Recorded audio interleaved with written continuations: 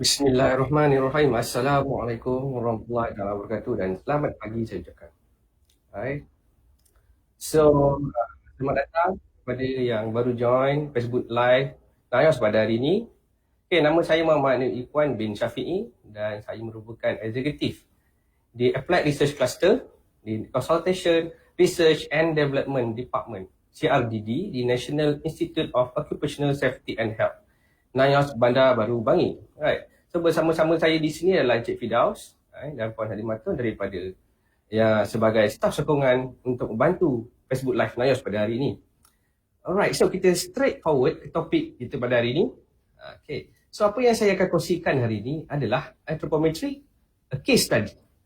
Perkataan anthropometric ini sendiri merupakan satu perkataan yang agak jarang yang diguna pakai. Dan selalunya kita akan jumpa contohnya macam di online shopping website, kita pakai ergonomic chair, ergonomic knife, ergonomic ruler, ergonomic pencil, apa-apa segala nama ergonomic, dia akan letak harga mahal sikit. Right, kenapa dia tak letak perkataan anthropometric chair ke, right? Okay, so kita akan go through. Okay. Sebelum saya mulakan sesi hari ini, izinkan saya berkongsi sedikit tentang diri saya. Okay, right. Ni gambar saya yang diambil pada hari Isnin lepas. Okay, nama saya Muhammad Nur Ikhwan bin Syafi'i. Berusia 31 tahun. Okay, sekarang saya bertugas sebagai eksekutif di Applied Research Cluster, Consultation Research and Development Department di Nayos Bandar Baru Bangi. Right. Skop tugasan saya kebanyakannya berkaitan dengan ergonomics, consultant dan juga ergonomic researcher. Right. Saya memegang ijazah sarjana sains sukan daripada UiTM. Dan berikut adalah kontak detail saya. Okay, kalau nak tanya pasal saya boleh, nak tanya soalan pasal research boleh. Right. So, interest saya kebanyakannya adalah berkaitan human dan environmental, especially occupational human environmental, ergonomics dan juga anthropometrics, dan terbaru, term ni agak baru dan jarang digunakan, iaitu neutral ergonomics. Saya juga pernah terlibat dengan beberapa kajian di bawah Nayos. Pada tahun 2015, saya terlibat dengan kajian Standing Workstation Guideline. Okay. Di mana ingin mewujudkan satu garis panduan untuk mewujudkan workstation di tempat kerja. Alright, seterusnya saya terlibat dengan kajian untuk mengenal pasti keberkesanan program Total Wellness and Health Promotion Nayos pada tahun 2016. Dan kajian kita mendapati program yang disediakan oleh Nayos dapat membantu untuk mengurangkan berat badan dan gula di dalam darah. Right. Dan seterusnya saya terlibat dengan sebuah projek di bawah RMK 11 iaitu keperluan OYK Malaysia pada tahun 2017. Okay. Dan apa yang menarikkan saya nak kongsikan dekat sini, kajian ini dapati antara OYK yang dikehendaki oleh responden kami adalah pekerja-pekerja daripada industri. Apa yang dikehendaki oleh mereka adalah OYK ergonomics, dan baru-baru ini pihak Jabatan Keselamatan dan Kesihatan Pekerjaan telah mewujudkan satu OYK yang baru atau orang yang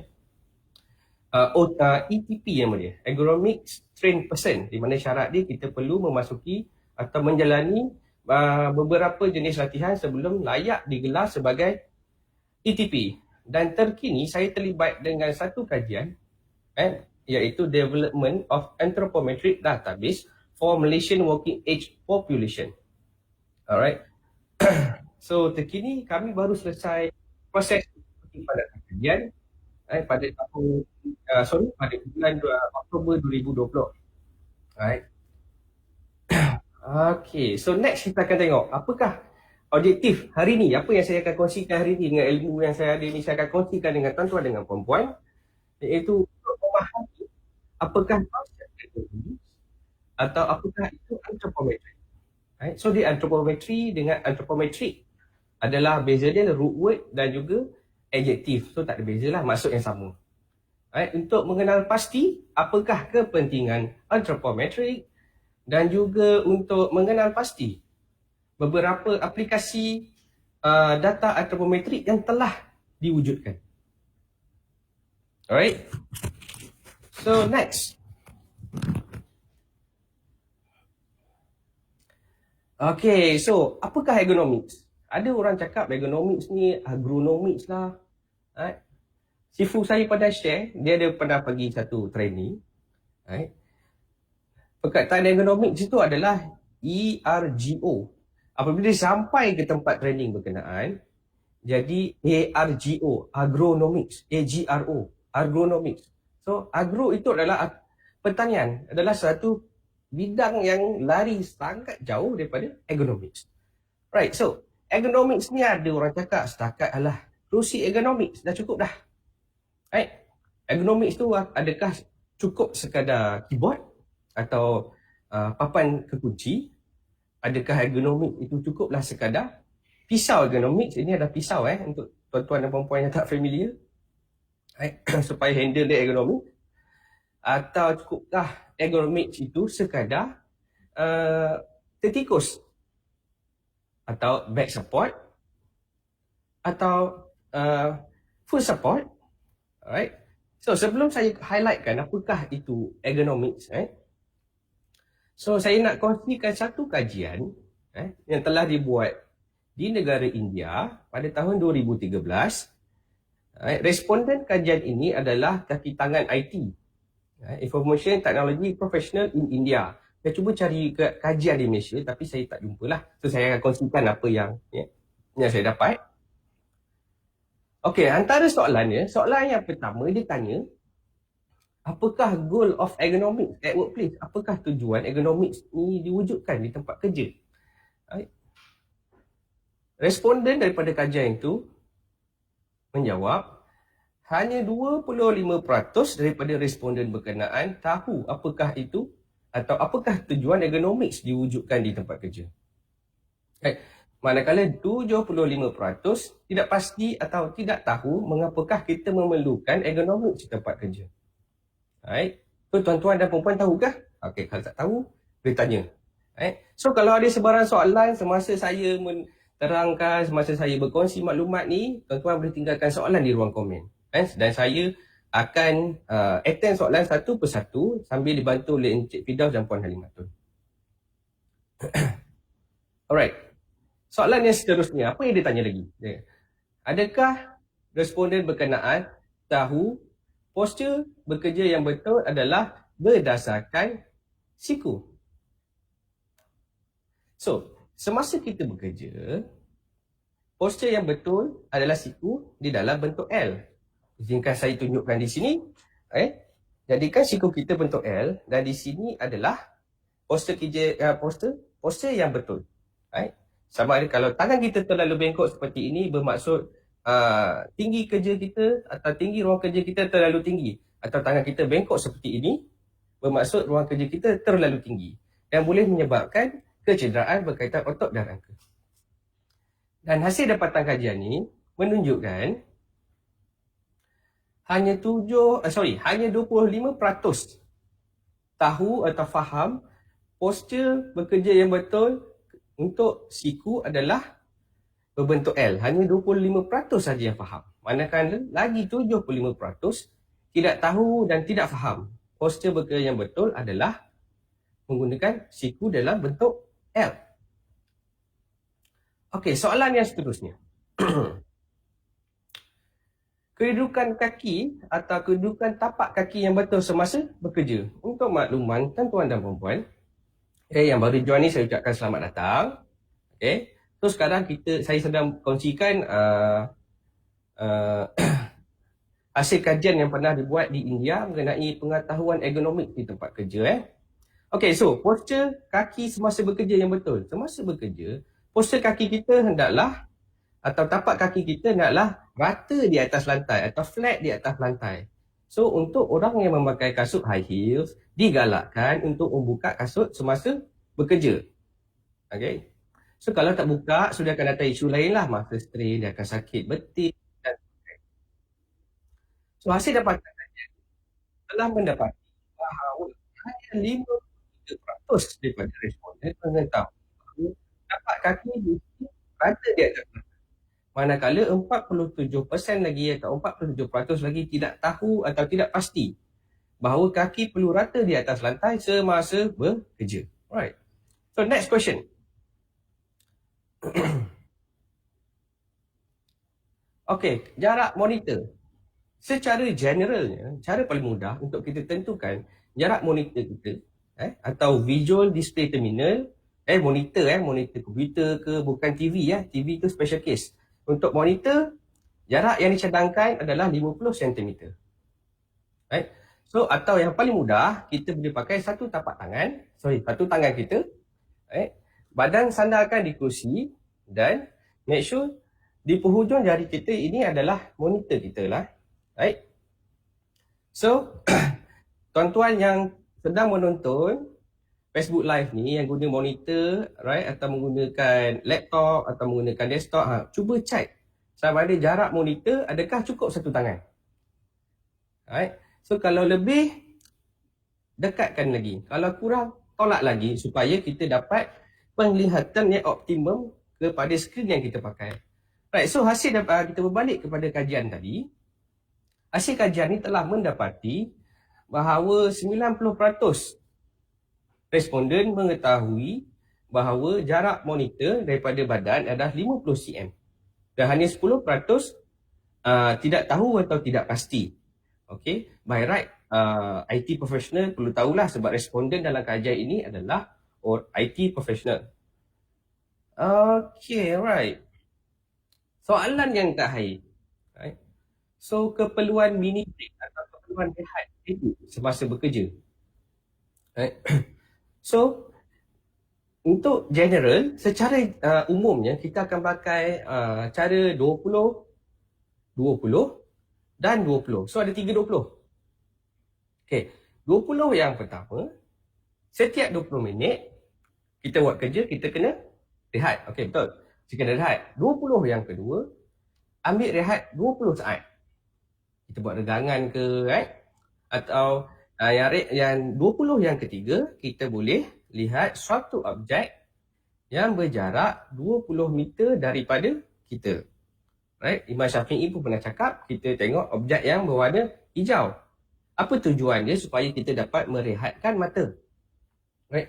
Izinkan saya lagi sekali, saya nak kongsikan satu tips. Yang kalau yang pakai handphone tu, boleh try juga. Yang pakai laptop atau desktop pun boleh try. Okay. Angkat satu jari. Okay. Guna jari telunjuk. Right. Letak di hadapan muka masing-masing. Di depan hidung. Right. So, pastikan fokus mata kita ke jari berkenaan. Alright. Okay. Kalau semua dah buat, tolak jari perlahan-lahan menjauhi badan sejauh yang mungkin. Ikut panjang tangan masing-masing. Okay, sudah sampai ke maksimum, kita stop, kita tarik balik ke belakang. Okay, mata maintain fokus kat jari tu. And then stop. Okay, ulang lagi sekali. Tolak perlahan-lahan, tarik nafas, relax. Okay, stop. Okay, right. So, tarik balik tangan, gerakkan tangan balik ke badan. And then stop. Okay, lagi sekali last. Tolak. Alright. Okay, tarik balik ke badan. And then stop. Okay, apa tujuan dia? Supaya kita dapat membentukkan fokus mata kita. Sebab kalau kita fokus satu benda masa yang sama, mata kita boleh penat. Dan ini boleh membantu mengurangkan stres atau strain yang diberikan kepada mata. Okay, kita berbalik kepada soalan kita tadi. Okay. So, soalan dia tanya, adakah responden berkenaan tahu keperluan rehat pendek semasa bekerja? Okey, hanya 39% sahaja yang mengetahui bahawa kita perlu mengambil short break semasa bekerja. Right? Kalau contoh kita ambil company yang besar macam Google contohnya, memang disediakan satu ruang untuk tidur dekat office dia, untuk power nap.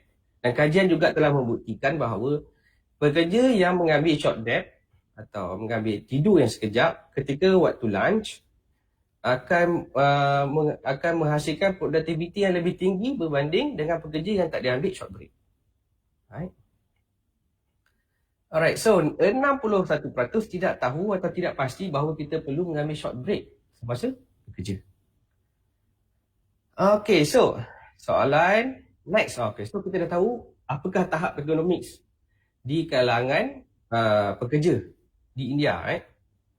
So saya tengok balik apakah maksud ergonomics. So ergonomics ni sebenarnya perkataan ergonomics ini sendiri berasal daripada perkataan ergonomos. Ergonomos ni adalah daripada perkataan Greek, bermaksud ergon ni adalah kerja, nomos ni adalah rule atau erti kata lain rule of work. Right? Very simple. Ergonomos. Alright. So next, kita tengok maksud lain ada juga orang pakai a science on how to fit the task and working environment to the workers. So workers ni adalah kitalah manusia. Manusia ni dia ada anatomi dan fisiologi yang terhad. So kita perlu sesuaikan tugasan dan persekitaran tempat kerja sesuai dengan pekerja.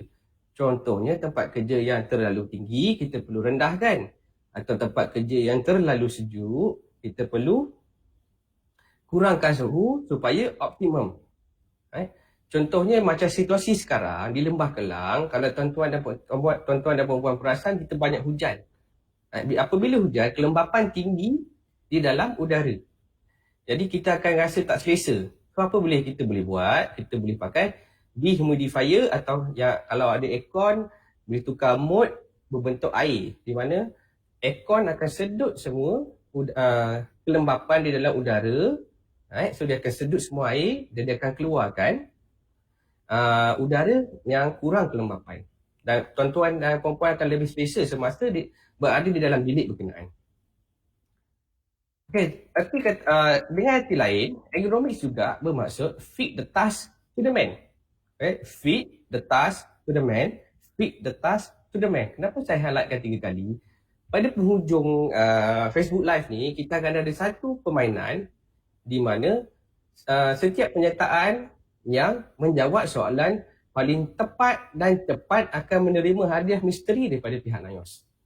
Tuan-tuan perlu bagi nama, alamat dan nombor telefon dan kami akan push hadiah itu kepada tuan-tuan dan puan-puan. Right? Selain daripada ergonomics, perkataan human factor engineering juga digunakan pakai untuk menggantikan perkataan ergonomics. Tetapi human factor engineering ini maksud dia adalah sama dengan fit the task and the working environment to the workers. Right, so far so good. So kalau ada soalan, jangan lupa tinggalkan soalan di ruang komen dan saya akan attend soalan satu persatu sambil dibantu oleh Encik Fidah dan Puan Halimatun. Right, so kita tengok ergonomics and the law. Right, secara generalnya, okay. So kalau yang first time dengar perkataan Akta Keselamatan dan Kesihatan Pekerjaan 1994 atau Occupational Safety and Health Act 1994, right, Akta ini telah diwujudkan untuk melindungi pekerja di tempat kerja. So dalam OSHA, saya akan pakai OSHA. OSHA ni adalah short form untuk Occupational Safety and Health 1994. Secara generalnya telah dinyatakan dengan jelas untuk mempromosikan persekitaran pekerjaan untuk pekerja di tempat kerja berdasarkan fisiologi. Fisiologi ni adalah bagaimana tubuh badan manusia berfungsi. Psikologi pula adalah psikologi lah, otak kita lah. Dan juga anatomi. Next, juga menjadi tanggungjawab setiap majikan untuk memastikan setakat yang praktik keselamatan, kesihatan dan kebajikan kepada semua pekerja dia. Ini secara general lah. Kalau buka buku Akta ni, dia takkan tulis directly ergonomics. Untuk makluman tuan-tuan dan puan-puan juga, pada tahun 2017, pihak Jabatan Keselamatan dan Kesihatan Pekerjaan telah menerbitkan satu garis panduan untuk menilai risiko ergonomics di tempat kerja pada tahun 2017. Tuan-tuan dan puan-puan boleh download atau muat turun garis panduan berkenaan, ada bahasa Melayu, bahasa Inggeris dan bahasa Melayu di website JKKP. Selain itu, pada tahun 2018, JKKP atau Jabatan Keselamatan dan Kesihatan Pekerjaan telah menerbitkan garis panduan atau guideline on manual handling at workplace. So mana-mana kerja di tempat kerja yang tidak pasti sama ada kerja ni beban tuan-tuan dan puan terlalu berat atau terlalu rendah, tuan-tuan boleh buka guideline ni. Kalau tak pasti, boleh tanya kami. Kami cuba bantu. Okay? Right. So next, kita tengok balik. Apakah anthropometric? Tadi kita dah tengok apakah ergonomics. No, ergonomics, dia cakap fit the task to the man. Sesuaikan kerja di tempat kerja dengan tubuh badan pekerja. So, apakah anthropometry? Right? So, kalau yang first time dengar perkataan anthropometry ni, first time lah. Right? So, saya akan kongsikan. Okay, anthropometry ini sendiri adalah satu perkataan yang berasal daripada perkataan anthropos, metrin. Anthropos ni adalah human. Metrin adalah to measure. So, jadilah perkataan anthropometry atau to measure the human. Right? Senang je kan? Atau erti kata lain, the measurement of human structure. Human structure by right, tinggi boleh. Right? Tinggi ke, rendah ke boleh. Tinggi boleh, rendah boleh. Buncit ke, lebar ke. Itulah human structure. Right? Okay, the scientific study of the measurement and proportion of the human body. Maksudnya kita nak tengok tangan manusia panjang mana, kaki panjang mana. So daripada sini kita boleh guna untuk design. Right? So saya akan tunjuk, lepas ni saya akan tunjuk juga contoh-contoh aplikasi anthropometri atau data anthropometri. So, orang selalu confuse perkataan anthropometri dan juga antropologi. First time saya jumpa, saya pun confuse. Right? So kita tengok apakah anthropometri dan apakah antropologi. So untuk antropologi ni dia lebih besar. Dia untuk study of humanity. Nak tengok contoh, nak study perkembangan manusia bercakap, perkembangan bahasa. Dia nak tengok perkembangan peradaban, dia nak tengok perkembangan fizikal, dia nak tengok sosioekonomi dan sebagainya. Ini contohlah. Dan anthropometri pula, skopnya lebih kecil sebab antropologi ni dia boleh dikatakan sebagai payung yang besar. Anthropometri pula boleh dikatakan adalah subtopik kepada antropologi. So, anthropometri, study of human structure. Right, very simple Study of humanity, anthropology. Anthropometry, study of human structure. Keyword dia logimetry. Okay, right. So kita nak tengok history of anthropometry. Right. Kewujudan anthropometry ini sendiri. Anthropometry diwujudkan sekitar tahun 1800 dan sekitar 1900 oleh seorang polis, seorang anggota polis di Paris, Perancis. Nama beliau adalah Alphonse Bertillon. Kenapa diwujudkan? Sebab untuk mengenal pasti ciri-ciri fizikal penjenayah, to identify criminal suspect during mugshot. Mugshot ni adalah inilah. Ini adalah gambar Frank Sinatra, seorang penyanyi jazz yang terkenal pada suatu zaman dahulu. Okay, so apabila dia dapat wujudkan satu penggalan database atau satu penggalan data anthropometri untuk penjenayah di Paris. Apabila penjenayah yang sama mengulangi kesalahan dan polis menerima laporan daripada orang awam menerangkan contohnya tinggi berapa inci, tinggi berapa kaki, kulit, badan lebar mana kan. So polis boleh kecilkan skop penjenayah yang perlu ditangkap atau suspek yang perlu ditangkap. Right? So very clear. So jangan lupa kalau ada soalan, tinggalkan soalan di ruang komen. Dan saya nak highlightkan lagi sekali, kita akan ada quiz pada hujung nanti. Okay, so apabila data anthropometry atau pengukuran tubuh badan manusia dilakukan, kita perlukan penggalan data yang komprehensif. Antara penggalan data atau penggalan data yang komprehensif yang wujud ketika ini, sehingga hari inilah yang saya dapat kena pasti adalah DNet. DNet merupakan satu laman web yang diwujudkan oleh sebuah universiti di Holland. Di DNet ini dikumpulkan lebih kurang 20 anthropometric database yang terdiri daripada orang Dutch sendirilah sebagai orang Holland. Southeast Asia juga ada, tapi data dia agak outdated lah. Data dia yang pada tahun 1989. Right? So seterusnya CISA. CISA ini bermaksud Civilian, American and European Surface Anthropometric Resource Project, di mana satu kajian telah diwujudkan untuk mengukur orang awam di USA dan juga Eropah. Right? So dia agak lama diwujudkan. Right? Dan seterusnya ANSO. ANSO stand for the Anthropometric Survey of US Army Personnel. Seperti yang kita sedia maklum, kita nak masuk kerja askar, kita kena ukur berat, kita kena ukur tinggi, kena ukur lebar dada kan. Kita nak ambil chest depth, ketebalan dada kita berapa, tarik nafas berapa cm, hembus nafas berapa cm, perut tak boleh terlalu buncit dan sebagainya lah. So apabila hasil daripada kajian berkenaan, satu penggalan database telah diwujudkan. Siapa yang pakai penggalan database ni? Penggalan database ni akan digunakan pakai oleh designer, especially nak design, contoh nak design senapang.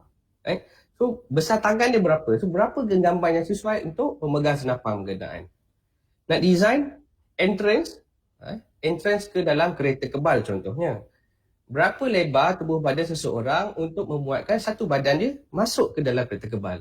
Terlalu besar tak sesuai, kereta kebal akan jadi berat. Terlalu kecil pula, askar tak muat nak masuk.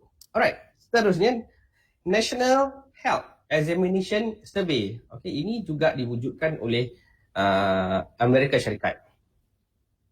So National Health Examination Survey kebanyakannya memfokuskan dimensi tubuh badan yang berkaitan dengan kesihatan. Ini saya highlightkan di sini pada tahun ni lah. Kita punya Ketua Pengarah Kementerian Kesihatan Malaysia telah kongsikan hasil dapatan National Health Mobility Survey, di mana dia mengukur beberapa ribu rakyat Malaysia dan tengok tahap obesiti rakyat Malaysia, tahap kebucitan rakyat Malaysia dan sebagainya. Right. So, seterusnya apa yang kami ingin propose, NIOS ingin propose, NIOS ingin mewujudkan satu pengkalan database yang dinamakan NIOS Anthropometric Database atau NAD. Right? Pada yang selepas saya akan kongsikan sedikit interface database yang telah diwujudkan berkenaan. Sebab kita masih lagi dalam stage pembangunan. Okay. Right? Okay. So kita dah tahu dah apakah maksud ergonomics, apakah maksud anthropometrics, apakah sejarah anthropometrik, apa beza anthropometrik dengan antropologi. So sekarang kita nak tengok cara pengukuran anthropometrik. Macam mana kita nak ukur tubuh badan manusia ni. Okay, so untuk ukur kita ada dua jenis lah. Dia ada modern dan juga traditional. So saya akan tunjuk yang traditional kita boleh pakai anthropometer. Anthropometer ni dia satu set lah. Nak beli dia agak mahal lah. Calipers adalah calipers. Anthropometric grid adalah satu peralatan yang dibangunkan oleh pihak NIOS untuk mengukur dimensi tubuh manusia. Measuring tape, tape lah yang tukang jahit selalu pakai. Dynamometer digunakan untuk ukur kekuatan otot manusia. Atau cara yang paling moden, yang paling canggih lah yang ada setakat ni, kita pakai 3D body scanner. Kita akan tengok satu persatu. Okay, so untuk traditional, kita ada anthropometer. Anthropometer adalah satu set dalam beg hitam ni lah. So NIOS pun adalah beberapa set. So nak beli dia agak mahal lah.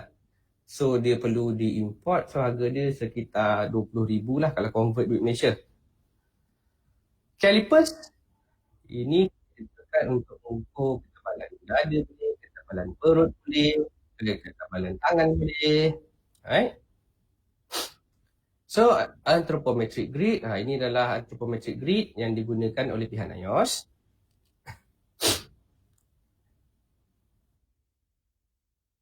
Measuring tape, ini senang dekat mesti DIY pun dijual. Tapi make sure kalau beli, pastikan ukuran cm atau inci di tape berkenaan sama macam pembaris. Sebab ada kes, apabila dia ada orang awam dia beli, diukur cm dan inci tak sama. Sebab bila check made in China. So make sure kalau beli, check dulu panjang dengan pembaris. Kalau betul, baru guna untuk ukur. Okey, ini seterusnya dynamometer. Dynamometer diguna pakai untuk mengukur kekuatan otot. Ini adalah hand grip dynamometer. Boleh digunakan untuk mengukur kekuatan genggaman tangan. So far, average rakyat Malaysia yang kami ukur sekitar 40 kg hingga 50 kg kekuatan. So kenapa dia pakai kg? Apabila kita membuat satu ujian kekuatan otot, kekuatan itu apabila ditafsirkan dalam bentuk nombor, dia boleh guna kg, kilogram atau pound. Okay, next, kita akan tengok modern. Cara yang paling canggih kita akan pakai 3D body scanner. Tak perlu buat apa-apa, hanya pakai pakaian yang minimum. Responden atau subjek hanya perlu memasuki satu ruangan yang disediakan. Apabila dah masuk, seorang operator akan berada di luar. Dia akan mengoperasikan mesin berkenaan dan mesin berkenaan akan mewujudkan atau melukis atau melakahkan satu 3D model di mana penyelidik boleh menandakan secara manual panjang tangan, panjang kaki, lebar perut, lebar kepala dan sebagainya. Dan mesin ini agak mahal lah untuk dibeli. Tapi apa yang saya nak kongsikan, ada juga yang kajian cuba membandingkan apabila kita mengukur menggunakan antropometri yang saya sedang pakai dalam gambar ni dengan menggunakan 3D body scanner. Okay. So, hasil dapatan kajian itu menunjukkan bahawa antropometer adalah lebih tepat berbanding dengan 3D body scanner. Oleh disebabkan apabila kita mengukur secara manual atau secara tradisional, kita dapat kenal pasti beberapa istilah yang kita perlu ambil sebagai lepak semasa membuat pengukuran. So, ini gambar ini kami membuat pengukuran di Johor. Ini di Sarawak lah. So, apakah tujuan antropometri atau kepentingan antropometri? So, untuk membantu designer, contohnya industrial designer untuk menentukan berapa tinggi kerusi. Alright. Okay, nak menentukan berapa tinggi meja. Berapa tinggi adjustable meja yang perlu dihasilkan. Dan sebagainya. Dan juga boleh diguna pakai untuk menjadi indikator kepada status pemakanan suatu kumpulan atau individu. Contohnya kita ambil kanak-kanak atau masyarakat yang menghadapi perang tak cukup makan. So badan dia akan kurus. So bila kita timbang berat dalam kg, timbang berat adalah salah satu pengukuran antropometri. So bila dia kalau dia timbang berat dia rendah, bermaksud dia malnutrition, maksudnya dia tak cukup makan. So, kalau terlebih makan pula, macam mana? So, kita ukurlah. Ukur lilit pinggang. So, untuk pengetahuan dan tuan-tuan dan perempuan, ukur lilit pinggang untuk lelaki adalah maksimum 90 cm. Cm Untuk wanita pula adalah 80 cm. Okay. So, kajian yang telah dilakukan oleh KKM, yang saya mention sebelum ni, National Health Mobility Survey, mendapati bahawa wanita lebih buncit daripada lelaki. So, adalah fakta. Ya.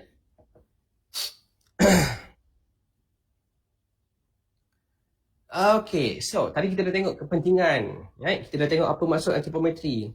Kita dah tengok apakah maksud ergonomics. So dekat sini saya nak kongsikan pula faktor-faktor yang boleh mempengaruhi antropometric dimension atau faktor-faktor yang kita tak boleh ubah kepada diri kita apabila kita membuat pengukuran. Alright, so faktor yang pertama adalah umur. Umur kita tak boleh ubah, kita tak boleh reverse. Umur semakin hari makin bertambah. Seperti yang orang selalu sebut, rumah kata pergi, umur kata mari. Okay, jantina. Alright, so jantina pun boleh mempengaruhi ukuran antropometrik. Right? Lelaki lebih tinggi daripada wanita, wanita lebih lebar di bahagian pinggul berbanding lelaki. Okay, seterusnya adalah nationality atau ethnicity. Okay, so kewarganegaraan atau kaum seseorang boleh mempengaruhi dimensi tubuh badan. Jenis pekerjaan juga boleh mempengaruhi pengukuran antropometrik. Waktu pengukuran antropometrik dilakukan dan juga kemajuan sosiodemografik atau kerendahan sosiodemografik sesuatu negara atau sesuatu masyarakat. So, kita akan go through satu demi satu. Faktor umur, seperti yang kita sedia maklum, kanak-kanak baby akan lebih kecil berbanding kanak-kanak adolescent. Right? Kalau nak dibandingkan dengan adolescent, for sure adak lebih tinggi.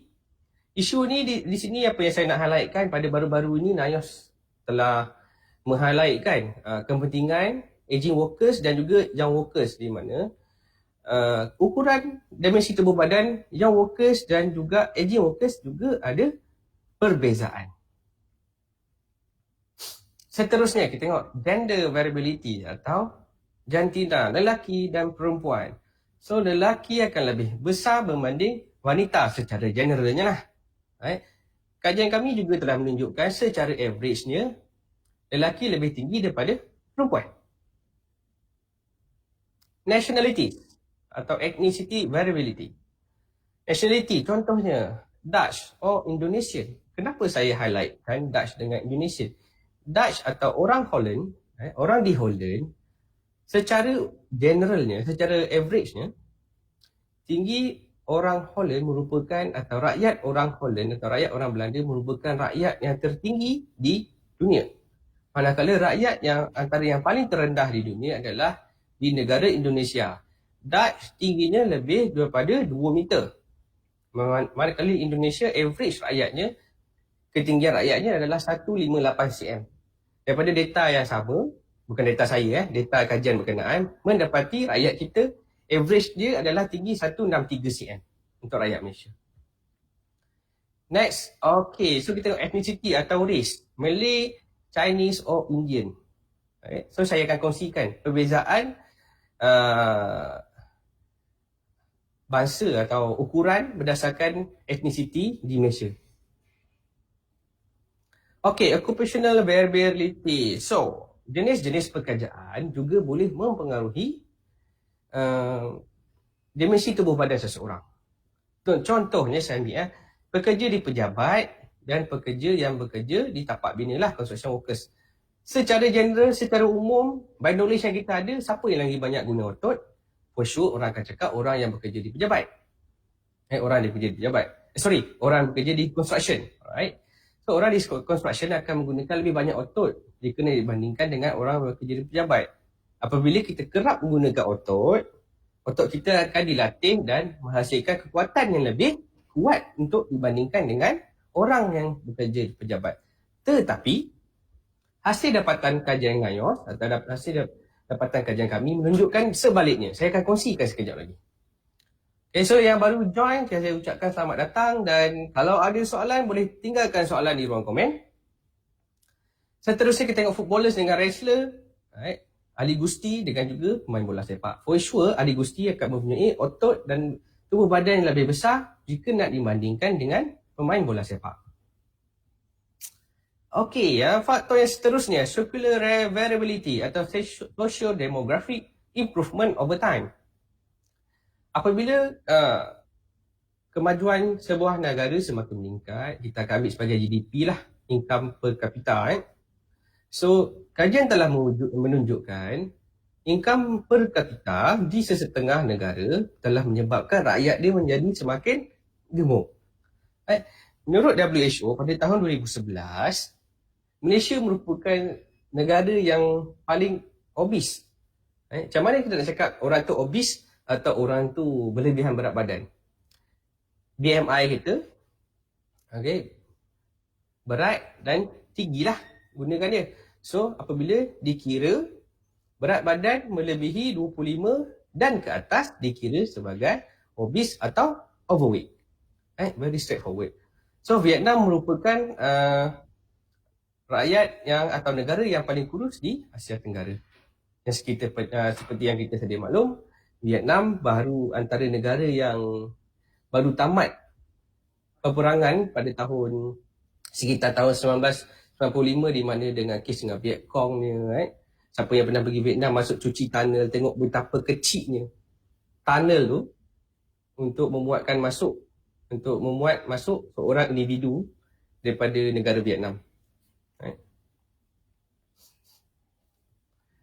Transient diurnal variability atau changes to gravitational force. Ini paling simple. Contohnya orang cakap kalau nak beli kasut, kita kena beli petang sebab petang kaki kita kembang. Inilah kesan dia. Very simple. Okay, so ada soalan? Kalau ada soalan, sila tinggalkan soalan di ruang komen dan saya akan attend satu persatu selepas ni. So sekarang saya akan kongsikan hasil dapatan NIOSH Anthropometric Research. Right? So sejarah anthropometric research di NIOSH pada tahun 2013, right? NIOSH telah jalankan satu kajian anthropometric data of Malaysian workers dan telah mengukur sekitar 1,500 responden. Right? Hasil dapatan kajian berkenaan, kami tambah lagi sekitar 500 responden untuk mewujudkan satu garis panduan untuk workstation di kalangan Malaysian workers. Right? So data ini ada publish lah. So yang terkini pada tahun 2020, pada tahun ini, sebenarnya kajian ini kami start buat tahun 2018 dan kami tamat kutipan data kajian pada tahun 2020. So tajuk kajian berkenaan adalah Development of Anthropometric Database of Malaysian Working Age Population. By right, kalau kita tengok akta buruh, legal working age adalah 15. Bermula 15 kita boleh dah hire untuk bekerja. Tetapi 18 tahun ke bawah, 15 hingga 18 hanya dibenarkan kerja yang ringan, contohnya seperti menjadi cashier, contohnya lah. Dan ada limitasi beberapa jam sahaja dibenarkan bekerja dalam seminggu. So oleh disebabkan itu, responden untuk kajian kami memfokuskan di kalangan individu yang berumur 18 tahun dan ke atas. So kami juga jumpa responden yang sehingga umur 68 tahun pun ada. Right? Okay, ini tim NIOSH Anthropometric Research yang terkini lah. Ini tim kami dan saya sebagai project leader.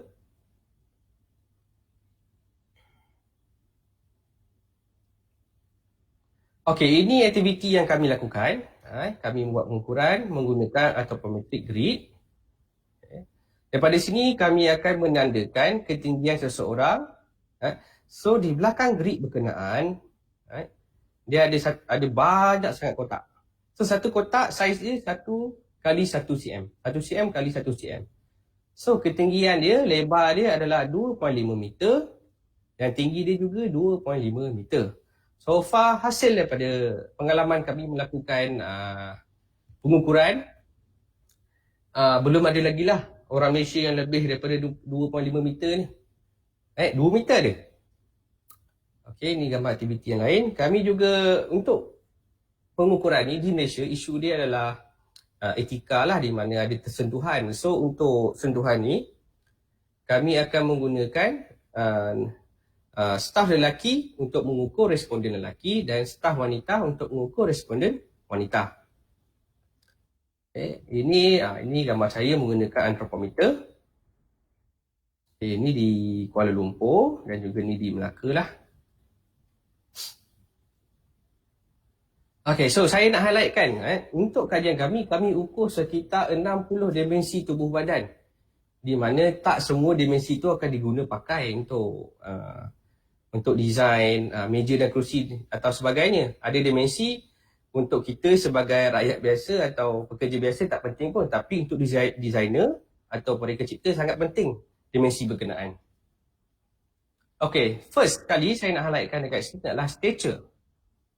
Stature ada juga orang panggil tinggi lah. Stature ni adalah tinggi. So cara nak ukur dia, kita kena buka kasut. Kita kena buka kasut dan berdiri di hadapan gerik kami atau mana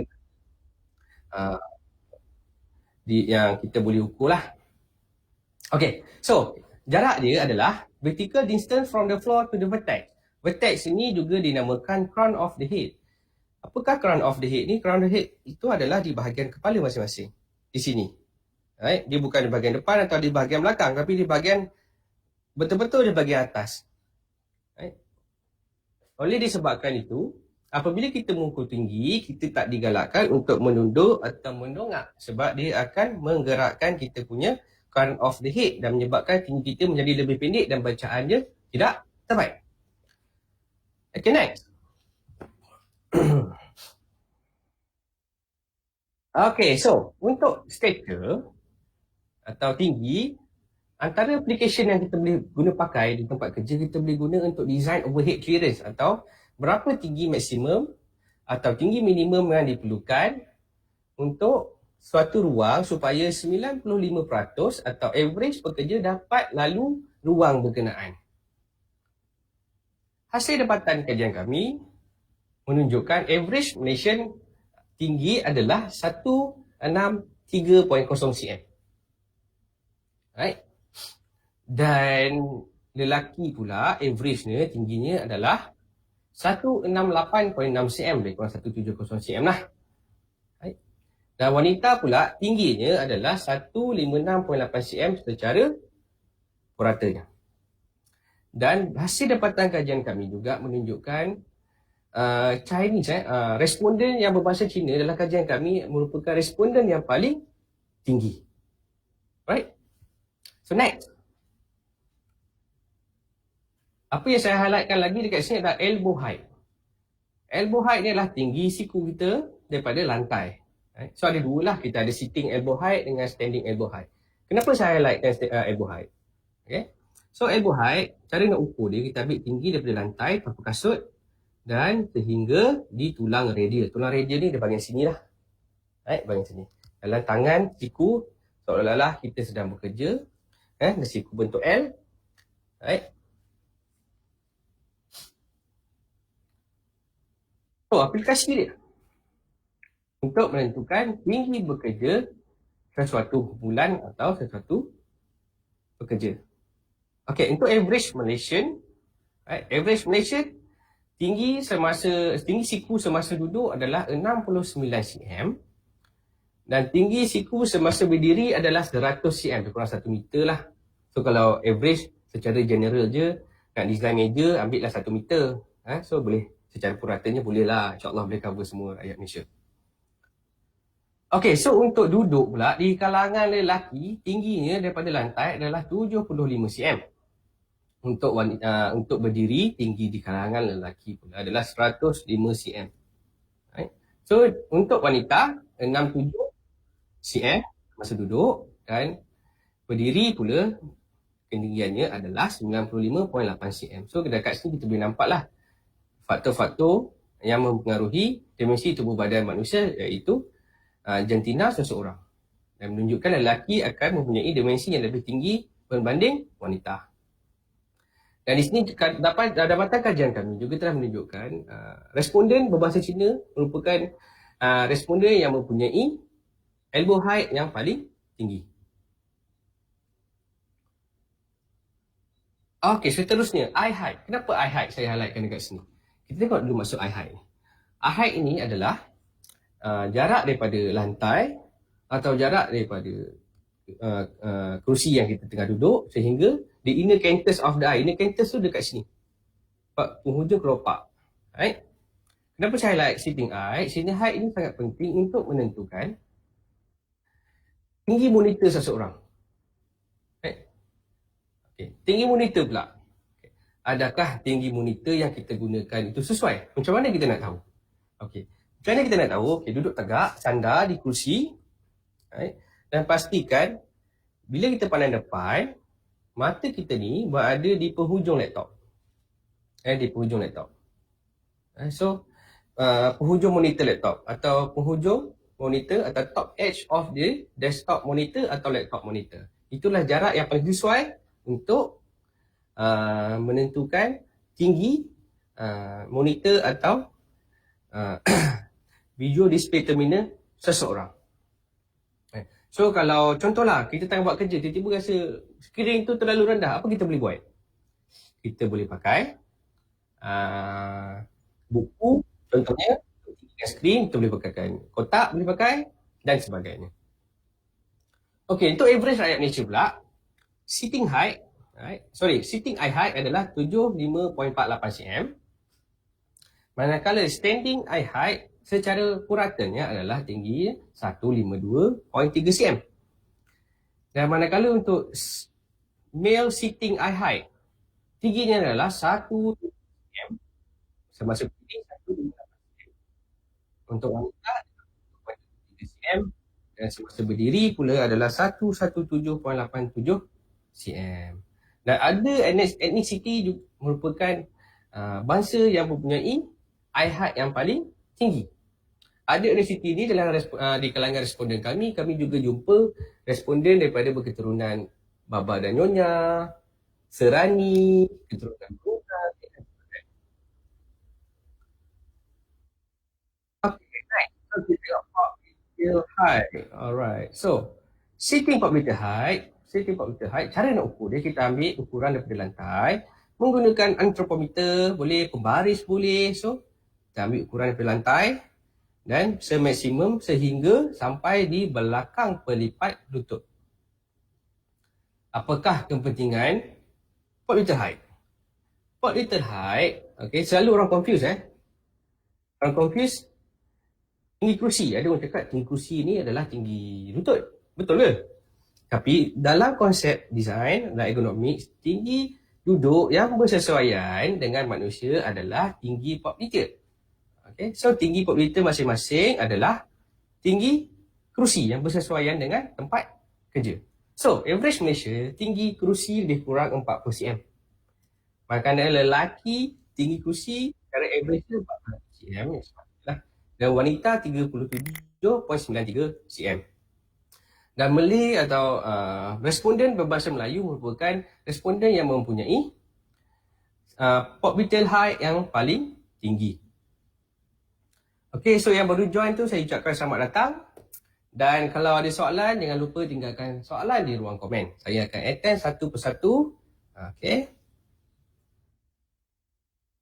Okay, so tadi saya dah kongsikan ukuran dimensi tubuh badan. Panjang kaki, panjang tangan, tinggi dan sebagainya. Sekarang saya nak highlightkan static muscle strength atau kekuatan otot statik. Okay, so kami ada 3 ukuran atau 3 pengukuran kekuatan otot. Kami ada ukuran genggaman tangan, kekuatan cubitan dan juga isometric back leg chest and strength test atau kita panggil back strength test lah, kekuatan otot belakang. Tetapi sebenarnya kajian measurement ni diukur kekuatan kaki, kekuatan belakang, kekuatan dada. So 3 muscle atau 3 jenis bahagian di badan, muscle di bahagian badan digunakan untuk mengukur kekuatan secara general lah. Dia juga boleh menjadi indikator untuk overall body muscle strength. Hasil dapatan kajian kami telah menjumpai bahawa average rakyat Malaysia kekuatan ototnya adalah 60.26 kg. Sebelum ni saya dah mention, saya nak kongsikan dapatan kajian kami untuk pekerja yang bekerja di pejabat dan pekerja yang bekerja di luar atau management versus operation. Okay. So hasil dapatan kami secara generalnya kita dapati pekerja yang bekerja di pejabat mempunyai otot yang lebih kuat berbanding orang yang bekerja di luar. Pada awalnya teori kami mengatakan orang yang bekerja di luar lebih kuat ototnya disebabkan ada perlu mengendalikan barang-barang yang berat, perlu melakukan aktiviti manual handling dan sebagainya. Inilah NIOSH Anthropometric Research Database. Database ni kami wujudkan untuk mengumpulkan semua kajian-kajian anthropometrik yang pernah dilakukan di Malaysia. So dengan ini saya ingin menjemput penyelidik-penyelidik di luar sana, di universiti atau persendirian untuk berkongsikan maklumat dengan pihak kami supaya kita boleh mewujudkan satu pengkalan database anthropometrik yang sangat komprehensif di Malaysia. Ini kami kongsikan serba sedikit interface daripada laman web yang kami wujudkan. Daripada laman web berkenaan, kami juga ada database tool. Kami boleh tengok tahun kajian dilakukan, umur yang responden yang hendak dipilih, lelaki atau perempuan, dan juga dimensi tubuh badan yang dikehendaki. InsyaAllah kami akan launch laman web ni secepat-cepatnya pada Disember 2020 atau Januari 2020. Alright, so inilah contohnya lah apa maklumat yang akan dapat daripada kajian berkenaan, daripada database berkenaan. So apa yang saya pilih dekat sini, lelaki berumur 30 hingga 39 tahun, tinggi secara general, secara average-nya adalah 169.34 cm. Right? Selain daripada kami menunjukkan bacaan-bacaan dimensi tubuh badan yang kami ukur, kami juga ada position height suggestion. Tuan-tuan dan perempuan boleh pilih tinggi tuan-tuan dan perempuan, tinggi, jantina. Alright. So, apa yang tuan-tuan dan perempuan akan dapat? Tuan-tuan dan perempuan boleh dapat cadangan berapakah tinggi kerusi yang sepatutnya. Alright. Tinggi monitor yang sepatutnya semasa duduk atau semasa berdiri. So, contoh yang saya bagi dekat sini adalah tinggi saya 168 cm. So, tinggi monitor daripada lantai ke tinggi mata saya hendaklah sekurang-kurangnya 158 cm supaya saya mendapat bekerja atau boleh bekerja dengan selesa semasa menggunakan monitor. Alright, so saya pun dah nak hujung. So kalau dah ada soalan lagi, boleh tinggalkan soalan di ruang komen. Saya akan attend soalan satu persatu. So saya ingin highlightkan beberapa servis yang pihak NIOSH sediakan. Kami juga ada Industrial Ergonomic Risk Assessment, di mana kami menjalankan penilaian risiko ergonomics di tempat kerja berdasarkan garis panduan penilaian risiko ergonomics yang telah diterbitkan oleh JKKP. Right? Office Ergonomic Assessment, kami juga boleh menilai risiko ergonomik yang wujud di tempat kerja tuan-tuan dan perempuan yang menggunakan pejabat. Contohnya meja, kerusi, tinggi monitor, jarak monitor daripada tangan, menggunakan keyboard, lampu, lighting cukup ke tak, suhu terlalu sejuk, ada silau ke tak, dan sebagainya.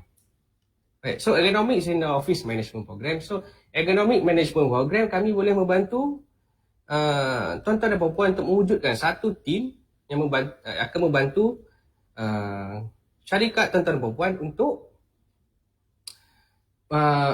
mengendalikan kes-kes ergonomik di tempat kerja. Contohnya lah kalau ada kes kecederaan dan sebagainya. Kami boleh train tim berkenaan.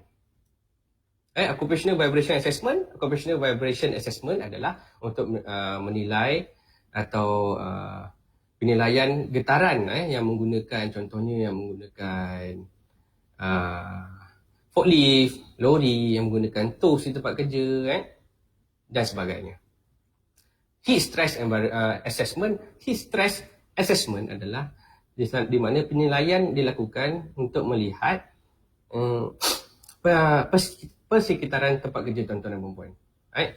So sama ada terlalu panas ke, atau kelembapan terlalu tinggi, ada komplain atau tak. Sebab kita dulu pada tahun lepas, awal tahun, banyak kes berkenaan dengan heat stroke, heat stress dan sebagainya. So saya juga nak highlight, saya Ergonomic Excellence Center di Johor. Ergonomic Excellence Center di Johor ditubuhkan pada tahun 2013 yang terletak di Senai. So dengan objektif penubuhannya adalah untuk menjadi Center of Excellence for Ergonomics in Malaysia. Tuan-tuan dan perempuan juga boleh like atau follow Facebook Ergonomic Excellence Center dan juga Instagram Dan juga yang baru join ni, kalau belum follow lagi atau belum like lagi Facebook Naya, boleh like sekarang. Free je, tak ada bayar kalau follow. Alright. So, kalau ada soalan, so saya dah terima beberapa soalan daripada ruang komen. Okey, soalan pertama. Okey, terima kasih kepada Encik Hafizan bin Saringat. Hafizan bin Saringat menanyakan satu soalan. Adakah material workstation akan mempengaruhi ergonomik di tempat kerja? Okey, untuk menjawab soalan ni, tengok jenis workstation. Sama ada workstation berdiri ke, workstation duduk ke. Contohnya, saya bagi contoh. Workstation duduk di atas lantai, atau ada satu syarikat saya pernah pergi, dia gantikan kerusi dengan beanbag. Beanbag tu adalah kerusi yang besar. Kita boleh duduk. Dia bila kita duduk, dia akan ikut shape bentuk badan. Apabila dia tanya feedback daripada, ada juga kajian yang telah buat mengenai kesan daripada material atau jenis bahan yang digunakan untuk menghasilkan kerusi berkenaan, pekerja ada yang komplain menjadi tidak selesa. Dan ada juga kajian yang menunjukkan depends juga sebenarnya. Ada yang kalau kerusi menggunakan sponge yang lebih lembut, for sure dia akan menghasilkan tempat duduk yang lebih selesa dan for sure akan lebih ergonomics. Alright. So, untuk menjawab soalan ni, tengok jenis workstation. Kalau workstation duduk, perlu gunakan bahan yang lembut. Kalau berdiri juga perlu menggunakan bahan yang lembut. Alright. Okay, terima kasih Encik Hafizan. Soalan yang seterusnya. Adakah ergonomik boleh memberi kesan psikologi atau hanya pada fisiologi sahaja? Okay, terima kasih Muhammad D. Solehin. So dia tanya soalan, adakah ergonomics. So ergonomics ni dia berkaitan dengan dua lah. Fisiologi dan juga psikologi manusia. Right. So for sure dia akan bagi kesan psikologi juga. Apabila kita sakit, akan berlaku reaction atau stress reaction. Bila kita stres, apa hormon akan keluar? Kortisol. Barat kita bangun pagi, hormon akan keluar kortisol lah untuk bagi signal kepada kita nak pergi start motor pergi kerja kan. Okay, right. So, apabila berlaku pendedahan kepada faktor risiko ergonomik, contohnya menggunakan berat badan yang berlebihan. Mengangkat berat yang berlebihan atau melakukan pergerakan yang berulang yang banyak. First kali dia akan efek fisiologi dulu. For sure, beberapa muscle dia boleh berlaku strain atau sprain. Dia boleh berlaku muscle injury, dan apabila kita injured, for sure akan berlaku kesan psikologi dan dia akan jadi stres. Dan ini boleh menyebabkan productivity pekerja berkenaan boleh drop. Alright. Next, soalan daripada Solehin juga. Adakah data anthropometric ini nanti akan dijadikan dalam Malaysian Standard Manufacturing? Okay, so dia highlightkan di sini, adakah data yang kajian yang kami buat ini akan dijadikan garis panduan di dalam standard? Okay, so data ini sebenarnya kita kumpulkan dengan tujuan supaya ia akan dijadikan sebagai sumber rujukan untuk menerbitkan garis-garis panduan berkaitan dengan di ergonomics di Malaysia. Itulah harapan kami lah. Right. Okey, soalan yang seterusnya. Berapakah berat yang dibenarkan untuk mengangkat oleh seorang pekerja di Malaysia, perempuan dan lelaki? Roslina Mat Sirat. Okey, soalan yang menarik. Berapakah berat yang dibenarkan? Okay. So, untuk berat yang dibenarkan, kita boleh buka balik garis panduan atau guideline on manual handling at workplace yang diterbitkan oleh Jabatan Keselamatan dan Kesihatan Pekerjaan pada tahun 2018. Untuk lelaki, secara umumnya, alright, so saya kena ke belakang sikit. Okay, so untuk lelaki, right, so bayangkan badan kita ni ada sini satu zon, sini satu zon dan sini satu zon. Okay, so saya nak highlightkan zon yang maksimum yang kita boleh angkat. Zon maksimum yang kita boleh angkat untuk lelaki, right, di bahagian sini adalah 25 kg. 25 kg. Right. So, untuk wanita, di bahagian yang sama, zon yang sama, untuk wanita hanya 16 kg. Right. So, kalau contohnya, apabila berat beban beban berkenaan telah bergerak ke hadapan, automatik berat yang dibenarkan adalah berturun daripada 25 kg. Apabila di atas, berat juga akan turun daripada 25 kg.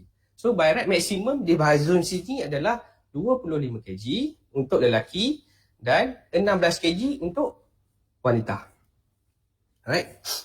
So itu sahaja soalan yang saya terima lagi. Okay, right. So seperti yang dijanjikan, kita akan ada satu sesi game. Right? So yang pakai laptop boleh buka, kita akan main Kahoot. Alright, okay, sebelum kita mulakan dengan sesi permainan kita, saya nak mempromosikan satu online seminar on how to improve your work from home posture. Isu ini merupakan satu isu yang agak panas lah sekarang. Sebab ada orang dia cakap bekerja atas lantai ni lebih selesa. Dia cakap kerja atas meja makan tak selesa. Okey, kerja di atas lantai, berapa tinggi meja yang sesuai? Badan perlu sandar atau tak? Perlu pakai mouse ke tak? Perlu pakai keyboard ke tak?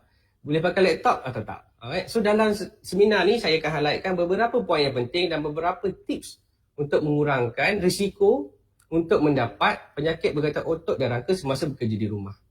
Sebab ya, kecederaan yang berlaku di rumah ni, isu ni agak baru sebenarnya. So kalau contoh kita buat kerja dekat rumah, kita sakit belakang, kita check dengan doktor, punya ada berlaku slip disc contohnya lah. Tapi bila kita berlaku kecederaan, kita diarahkan untuk bekerja dari rumah, dan kecederaan berkenaan adakah boleh membuat tuntutan berkesong dan sebagainya, contoh lah. So siapa yang nak improve work from home posture, nak duduk berdiri, boleh join seminar ni. Tak mahal, RM53 termasuk 6% SST. Dan seminar ni kami gunakan aplikasi Zoom. Kami akan ada senaman juga nanti. So boleh masuk www.nayos.com.my untuk mendaftar. Okay, so sekarang game time. Okay, so minta tuan-tuan dan puan-puan semua boleh buka www.kahoot.it atau boleh imbas kod QR yang saya sediakan ni. Okay, so untuk menyertai kuis ini, tuan-tuan dan puan-puan perlu mendaftarkan nama pendek Facebook. Contohnya yang saya cakap dekat sini, Hafizan Saringat. So dia boleh letak nama Pijan. Nama glamour dia Pijan yang ni. Okay, yang kedua ni contoh nama dia Coin. Alright. Okay, kami juga sediakan 3 hadiah misteri untuk peserta yang menjawab paling cepat dan tepat. Alright. So saya akan bagi sekitar 10 saat untuk tuan-tuan dan perempuan untuk masuk dulu ke kahoot.it.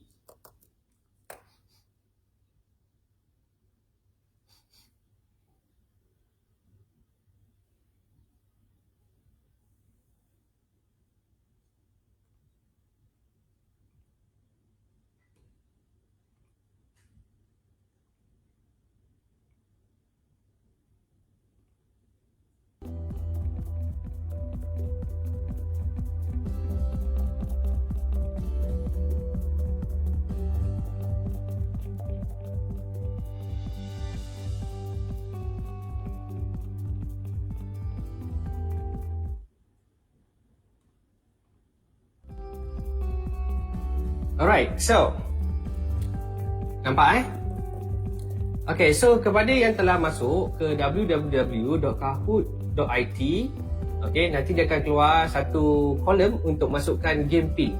So tuan-tuan dan perempuan boleh masukkan game pin ini 1333838.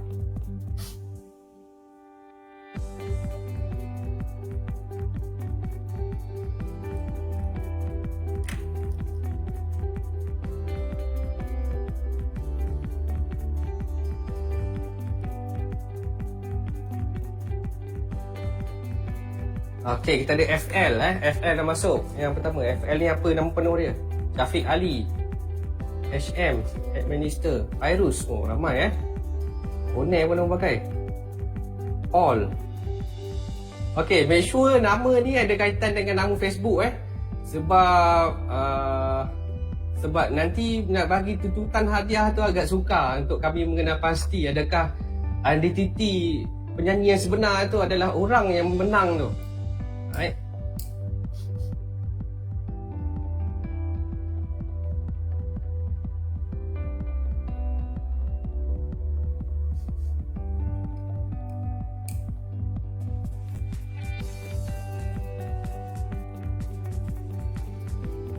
So, kita ada 19 peserta yang dah masuk. Alright. So, kalau ready, okay. Untuk makluman, kalau yang pakai handphone, soalan akan keluar dekat skrin saya, tapi jawapan dekat handphone. Yang pakai laptop atau desktop, soalan akan keluar dekat browser. Okay, kita try. Oh, kita ada Maha. Ramai ni.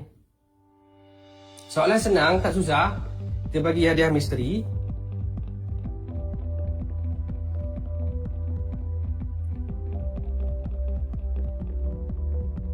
Okay, dah ada 24 orang. Alright, so boleh kita mula Okay, 3, 2, 1. Right, kita start. Okay, adakah anthropometry ini... Okay, apakah itu ergonomics? Adakah fit the task to the man? Fit the man to the task? Atau adakah dia adalah satu human engineering? Atau dia merupakan satu fitness test? Okay, boleh pilih Seorang dah jawab, 2 dah jawab, 3 dah jawab, 4 dah jawab, 5 dah jawab. Okay, 6 orang dah jawab, 9 orang, 10 orang dah jawab. Okay, so masa dah tamat. Okay, so jawapan yang betul adalah fit the task to the man. So kita ada 4 orang je yang boleh jawab yang betul. Alright.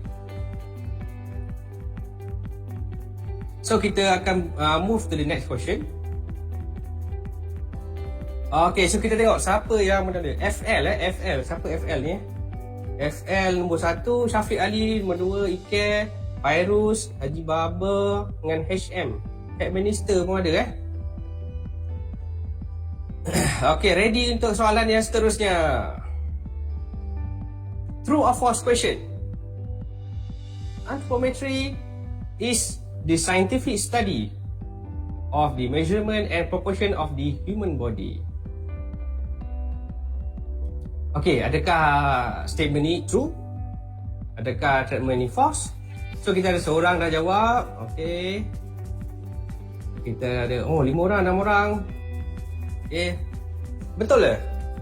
Scientific study of measurement and proportion of the human body. Rasa ada ni. Betul ke? Alright, so 20 orang berjaya jawab dengan betul Very straightforward Tak ada tricky-tricky. Okay, next 20 orang berjaya jawab dengan betul. So, FL lagi masih tempat pertama. Saya tak tahu FL ni siapa. FL. Fairuz telah memintas Syafiq Ali. Caun di tempat yang kelima dan Haji Baba tempat keempat. Alright. So kita ada lagi 3 soalan. Sengit di sini sengit Alright, soalan yang seterusnya. Application of elbow height in workplace adalah aplikasi tinggi siku di tempat kerja adalah untuk adakah untuk tinggi bekerja, adakah tinggi duduk, adakah monitor height atau door height. Right? Okay. 1 orang dah jawab. Soalan dia agak tricky Tadi saya cakap saya bagi jawapan tinggi meja lah. Jawapan dia tinggi meja. 9 orang dah jawab, 10 orang jawab, 11 orang. Okay, masa dah tamat. Alright. So jawapan yang betul adalah walking height. Jangan confuse dengan monitor height, elbow height. Monitor height apa kita pakai? Monitor height kita guna untuk kita pakai sitting eye height atau standing eye height atau tinggi mata kita untuk menentukan tinggi monitor. Untuk tinggi bekerja adalah walking height. Alright, so kita tengok. Siapa yang di tempat pertama? Paul. Paul di tempat yang pertama Paul di tempat yang pertama. Right. Okay. FL di tempat kedua, Fairuz tempat ketiga, Nora di tempat keempat. Nora telah memintas Ike atau Syafiq Ali Right. Okay, quiz seterusnya. Anthropometry is important to assist teacher, parents, taxi driver or industrial designer.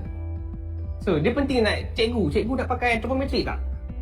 Parents nak pakai anthropometry tak? tinggi anak berapa sentimeter. Cikgu dia cakap, tinggi whiteboard berapa cm. Okey, contoh taxi driver pula, dia nak pakai tak anthropometry? Penting tak untuk dia? Atau industrial designer, perlu tak nak pakai anthropometry? Atau engineer itu sendiri, right? So kita ada 14 orang dah jawab. Okey, that's it, 19 orang. Wow, 17 orang yang betul tinggi Okay, so ada jawab teacher, ada jawab dengan parents, alright. Okay, so FL telah meminta sekali Paul Paul telah turun di tempat yang kedua. Alright, so kita pergi ke pusingan penentuan. Soalan yang terakhir, true or false? NIOS Agronomy Excellence Center is located in Bandar Baru Bangi. True or false? Saya dah mention dah tadi. Kat mana Agronomy Excellence Center ni terletak?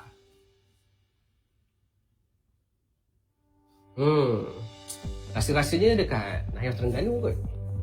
Ke NIOS Bandar Baru Bangi? Saya NIOS Bandar Baru Bangi. Kat sini kan ni ada consultation semua tu kan. Kita tengok. Okay, 10 orang dah jawab, 13 orang dah jawab, 14 orang dah jawab. Okay, 15, 5, 4, 3, 2, 1. Right. Kita tengok. Wow, 9 orang saja yang betul Sebenarnya Agronomy Excellence Center terletak di NIOS Johor di Senai. NIOS JB SRO. So, kita tengok siapakah pemenangnya. Jeng jeng jeng jeng jeng. Wow, Syafiq Ali tempat yang ketiga. Nura di tempat yang kedua. Dan tempat yang pertama adalah FL. Wow, FL saya tak tahu siapa FL ni. So, Azrin dan juga Jane. Okay, runners up So, kepada FL dan juga Nora dan juga Syafiq Ali, tolong mention nama Kahoot atau nickname Kahoot yang digunakan semasa permainan tadi di komen video ni, supaya pihak NIOS boleh kontak tuan-tuan dan perempuan yang menang ni. Kami boleh bagi hadiah misteri. Hadiah misteri ni bernilai lebih kurang dalam lebih daripada RM1 lah tapi kurang daripada 100 Jangan risau, hadiah ni sangat praktikal dan sangat ergonomik dalam design. Alright. So, dengan itu saya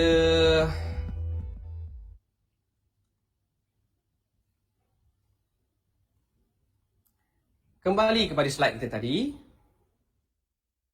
Alright, so kalau ada soalan lagi boleh hubungi atau boleh komen di ruang Facebook. Kalau selepas video ni kalau ada soalan lagi pun boleh kontak juga, boleh komen dan kami akan menghubungi pihak tuan-tuan dan perempuan untuk memberikan jawapan. Alright. So dengan ini saya ucapkan terima kasih banyak-banyak kepada yang join atau menyertai Facebook Live pada hari ini, dan tahniah saya ucapkan kepada FL, Nura dan Syafiq. Jangan lupa bagi komen dekat video nickname FL untuk pemilik nama FL. Nura jangan lupa komen nama Nura, dan Syafiq Ali jangan lupa komen nama Syafiq Ali untuk kami hubungi tuan-tuan dan perempuan untuk hantar hadiah kepada tuan-tuan dan perempuan. Dengan ini saya ingin mengucapkan atau saya ingin minta maaf kalau saya ada tersalah cakap, tersalah info. Kalau ada salah info boleh hubungi saya untuk betulkan. Kalau berminat untuk dapatkan database tu, nak join research dengan NIOS, boleh contact saya juga. Boleh PM Facebook NIOS. Ini NIOS boleh akan forward soalan berkenaan kepada saya. Right. So dengan ini saya tutup Facebook Live ni dengan tasbih kifarah dan surah Al-As.